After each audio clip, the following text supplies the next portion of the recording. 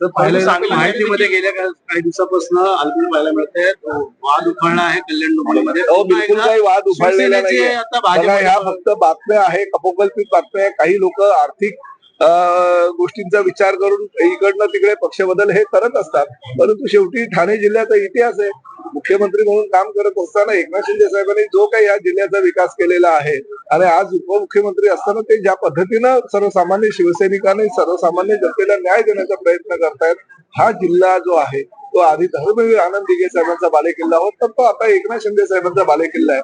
कोणी किती इकडनं तिकडे उड्या मारल्या तरी एकनाथ शिंदे साहेबांना आणि शिवसेनेला काही फरक पडणार नाही. या सर्व महापालिकांवर शिवसेनेचा भगवा फडकल्याशिवाय राहणार. मात्र भाजपचं म्हणणं आहे की तुम्ही एक जरी पक्षप्रवेश केला तर आम्ही 4 करू असं त्यांचं म्हणणं आहे.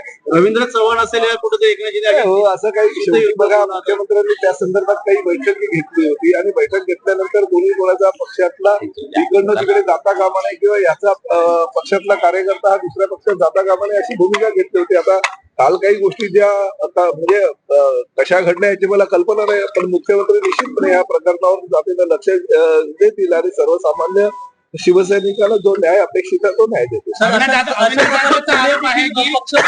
यांचा आरोप आहे की आपण 1000 कोटी जास्त रुपये तो नगर परिषदेमध्ये वाटलेला आहे. महायुतीमध्ये कुठेतरी रणनीती सुरू आहे, घुसखोस सुरू आहे, त्यामुळे ही युती त्यांच्यामध्येच आहे. कशा पद्धतीने येणार? मी तुम्हाला एक गोष्ट सांगू का, बघा, ह्या नगर परिषदेच्या निवडणुकीमध्ये फक्त आणि फक्त राज्यामध्ये 3च नेते फिरत होते. एक राज्याचे मुख्यमंत्री म्हणून देवेंद्र फडणवीस भारतीय जनता पक्षाचा प्रचार आणि प्रसार करत होते. अजितदादा पवार राष्ट्रवादी काँग्रेसच्या उमेदवारांना विजय करण्याचं आवाहन करत होते. तर एकनाथ शिंदे साहेब पायाला ढेगरी बांधून 53 सभा त्यांनी पुढल्या गेल्या 10 दिवसामध्ये घेतलेल्या, हा सुद्धा एक इतिहास आहे. त्यामुळे कुणीही काही वल्गना करू नये. त्यांना जर असं बोलायचं असतं तर त्यांनी त्यांच्या कार्यकर्त्यांच्या निवडून येण्यासाठी कोण उतरलाय मला सांगा. ठाकरे बंधू कुठे प्रचारात दिसले नाही, काँग्रेसचे नेते प्रचारात दिसले नाही, शरद पवारांचे सुप्रियाताईपासून कुणीही प्रचारात दिसले नाही. यांनी सर्वसामान्य कार्यकर्त्यांना वाऱ्यावर सोडून दिलं होतं. आम्ही मात्र आमच्या कार्यकर्त्यांना बळ दिलं आणि त्या बळामुळे सगळीकडे आमचे जे पदाधिकारी आहेत, कार्यकर्ते आहेत, ते निवडून येणार.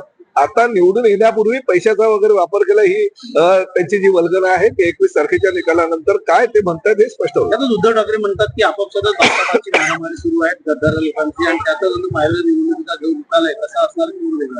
निवडणुकीचा कौल हा पूर्णपणे महायुतीच्या बाजूचा असेल.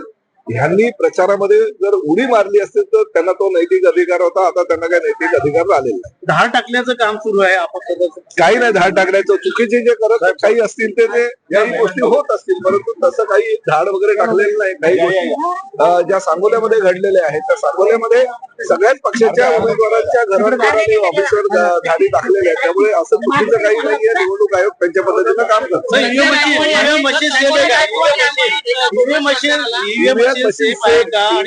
सेफ आहे.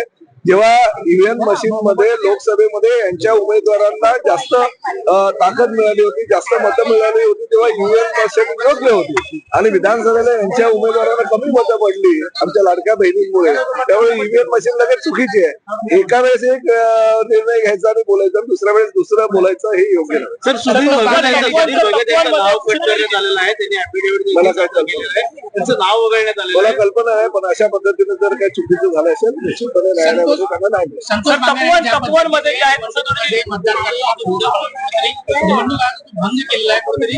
मला कल्पना नाही, मी काय तो व्हिडिओ बघितलेला नाही. सर, तपोवनमध्ये मुख्यमंत्री चिंता करणारे मला कल्पना नाही काय झाडं कत्तल करण्याचं काम सुरू आहे तपोवनमध्ये. नाही, मी बघितलेलं नाही. कोण बोललं मला माहिती नाही. माहिती असल्यावर संजय गायकवाड यांनी एका बोगस संजय गायकवाड मुलग्याने एका बोगस मतदाराला जो आहे तो पळून. अरे बाबा, मी जर बघितलं काय असेल तर मी त्या विषयावर. ओके.